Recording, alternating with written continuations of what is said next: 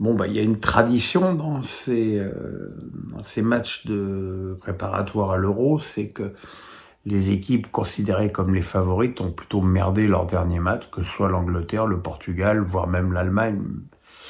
C'était vraiment des prestations compliquées. Celle de l'équipe de France n'a pas dérogé à la règle. Ça a été un match où j'ai trouvé une équipe de France où il y a finalement de certitude quasiment nulle part et ça se sent.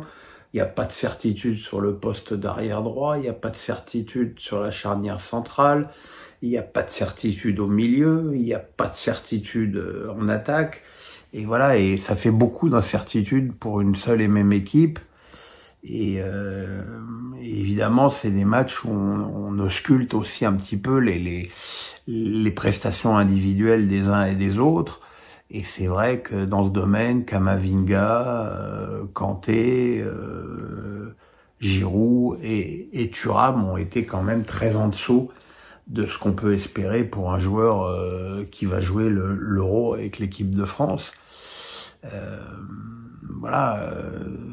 suis pas certain que lorsque Rabiot et Tchouaméni seront en état de marche, que Camavinga et Kanté continuent à être sur la pelouse, parce que et je suis désolé encore une fois, dans ce match, l'inconsistance du milieu de l'équipe de France a pesé dans toute la partie, que ce soit dans un premier temps à la récupération du ballon ou dans la construction du jeu, entre deux milieux défensifs qui sont pour le coup très défensifs et très reculés, avec un Camavinga qui a couru dans le vide et un Kanté qui a quasiment fait que des passes à 5 mètres. C'est très compliqué pour Griezmann, qui a du coup été obligé probablement de décrocher beaucoup plus qu'il ne l'avait prévu. Et en décrochant beaucoup, il a évidemment réduit son champ d'action offensif pour combiner avec ses attaquants. Et puis c'est vrai qu'au niveau des attaquants, que ce soit Giroud ou Thuram, on a eu deux prestations qui sont pour le moins inquiétantes pour l'Euro. Non pas que l'entrée de Barcola ait été fracassante, loin de là, parce qu'il a quand même pratiquement fait que des fautes. Mais bon, l'air de rien, on a vu en 18 minutes de jeu l'importance qu'avait Mbappé dans cette équipe, ce qui est pas non plus un scoop. Mais voilà, il y a voilà. Je sais, de toute façon, ça fait quelques semaines, voire quelques mois que je ne sais plus quoi penser de cette équipe de France et de ses réels objectifs pour cet Euro. Finalement, je suis un petit peu comme Deschamps.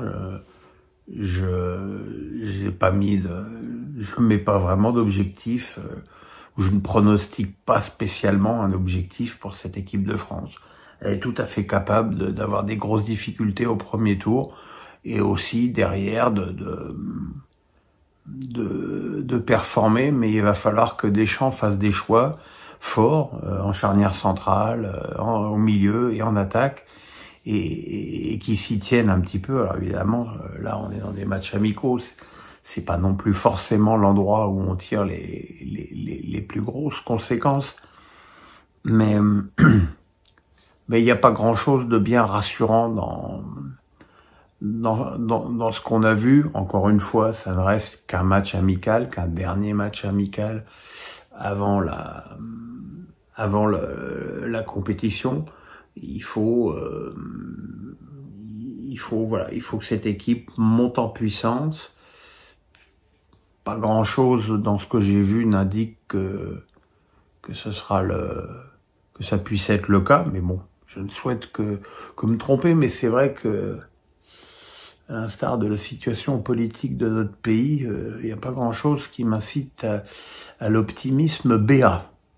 Voilà mes amis, le pouce, on s'abonne, on se retrouve demain pour Face à Pierrot, et puis je ferai certainement une petite vidéo sur l'équipe de France avant le début de l'Euro le week-end prochain.